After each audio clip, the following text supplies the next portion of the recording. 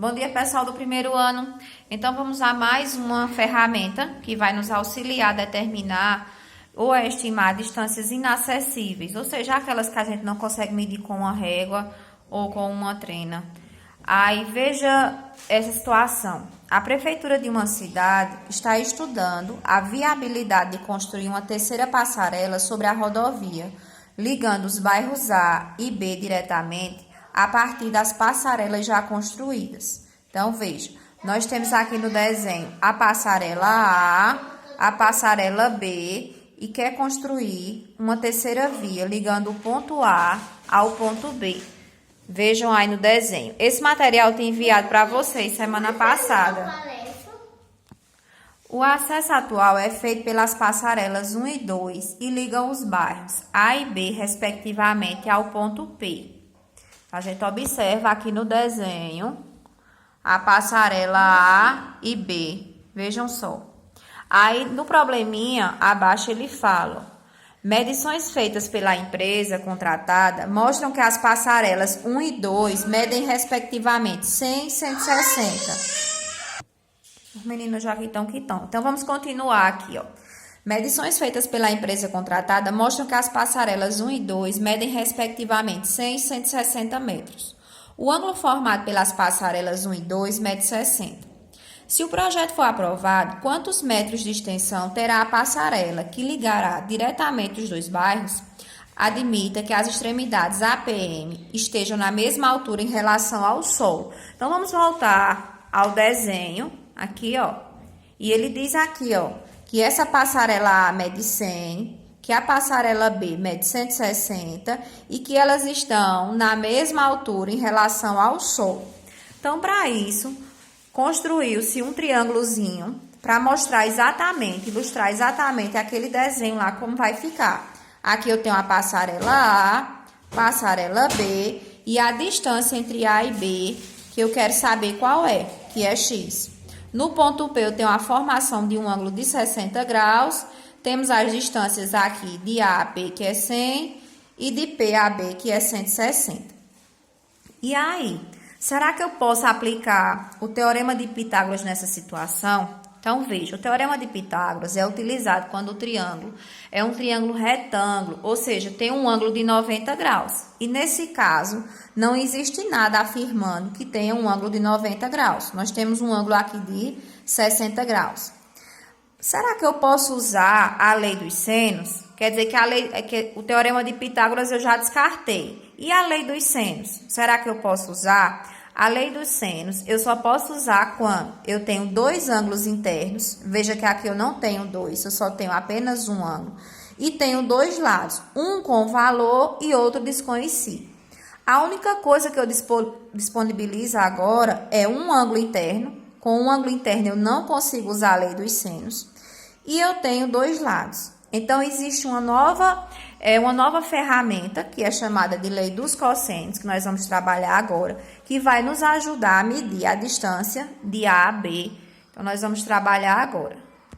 Então, como eu estava falando, dentro dessa impossibilidade de usar o teorema de Pitágoras e a lei dos senos, surge a lei dos cossenos, que para os fins desse material será apenas enunciada agora. Só que para vocês entendam por que eu não pude usar nem o teorema de Pitágoras, porque eu não tinha um ângulo reto, e nem a lei dos senos, porque eu tenho apenas um ângulo interno nesse problema. Então, vamos enunciar agora a lei dos cossenos. Então, veja, não se assustem com tanta formulazinha, porque é apenas uma fórmula que vai mudando de lado. Quando eu estou me referindo ao lado A, então eu vou colocar esse lado ao quadrado.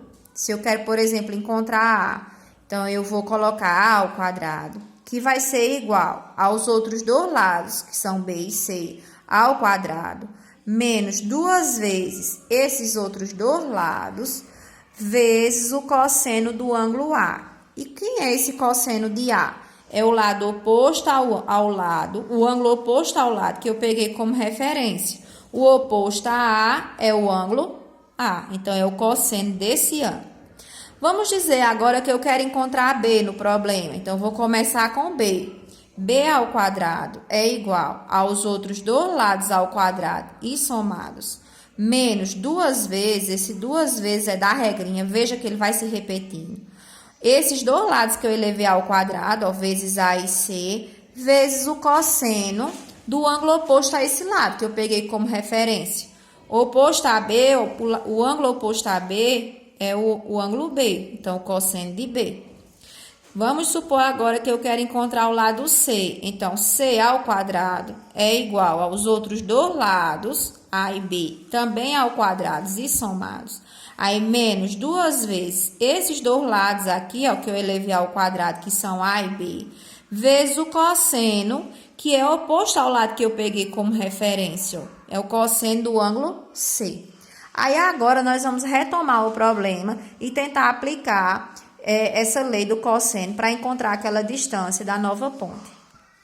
Pronto, então, peguei aqui novamente o triângulo, que ficou referente lá ao desenho das pontes, e vou observar o seguinte: o lado que eu quero encontrar é x, então esse x vai ficar ao quadrado. Ele vai ser igual aos outros dois lados ao quadrado, que no caso é 100 e 160 ao quadrado. Então, eu tentei montar aqui, olha só como foi que ficou.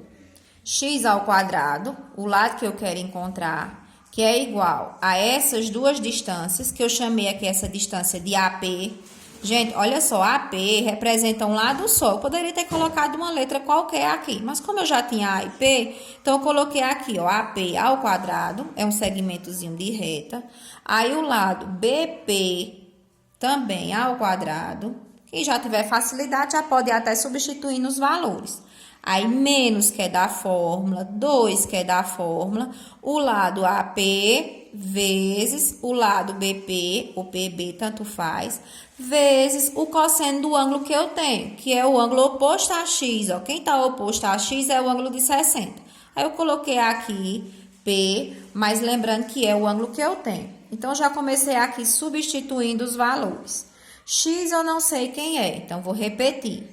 AP, o valor de AP é 100, então 100 ao quadrado, porque AP está ao quadrado, o valor de AP também fica ao quadrado. Aí mais BP, quem é BP? 160, 160 ao quadrado.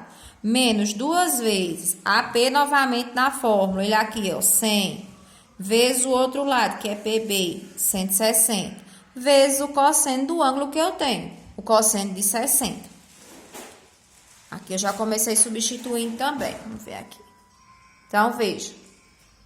Repete o x, que eu não sei quem é. 100 ao quadrado é 100 vezes 100, que eu vou ter aqui 10.000. 160 ao quadrado é 160 vezes 160, que é 25.600. Aí, baixei o sinalzinho de mais, baixei o 2, baixei o 100, baixei o 160 e vou naquela tabelinha lá dos ângulos notáveis que eu mostrei a vocês na aula passada, lá na correção do exercício, lei do seno. Cosseno de 60, 1/2. Quem não lembra, vai lá na tabelinha e recorda. E aqui eu já dei uma reduzida. Veja o que foi feito. 10.000 mais 25.600, 35.600. Então, eu posso aqui, gente, simplificar aqui, ó. Isso tudo vai ficar no numerador. Quando eu multiplicar 2 vezes 100, que dá 200. 200 vezes 160, que dá 32.000. E 32.000 dividindo por 2, dá 16.000, certo? Depois, vocês podem multiplicar tudo isso. E abaixo de tudo isso, o denominador é 1. 1 vezes 2, 2. Esse resultado de cima dividido por 2, 16.000. Subtraindo 35.600 menos 16.000, eu vou ter o quê? 19.600. Eu não cheguei ao resultado porque x está ao quadrado. X tem que ficar sozinho. Eu preciso tirar esse expoente 2 daqui, ó. O contrário da potência, para eu enviar esse 2 para o segundo membro, é a raiz. Então, a raiz de 19.600 tá aqui, 140. Portanto, gente, a passarela ela terá 140 metros de comprimento. Então, eu vou deixar uma atividadezinha com apenas 2 questões para vocês tentarem aplicar a lei dos cossenos, certo? Espero que vocês tenham entendido. E aí, na próxima aula, eu já mando a correção dessas duas. Então, não deixem de corrigir a atividade, porque é aí que vocês vão começar a tirar as dúvidas. Eu sei que a dificuldade é grande na hora de você fazer a atividade, o professor não está presente. Mas aí, qualquer coisa, eu estou à disposição. Pode mandar mensagem. Se eu não responder, assim, depois do horário da aula, demorar um pouquinho a responder, mas eu respondo a todos, certo? Pois fiquem com Deus, um abraço e um cheiro.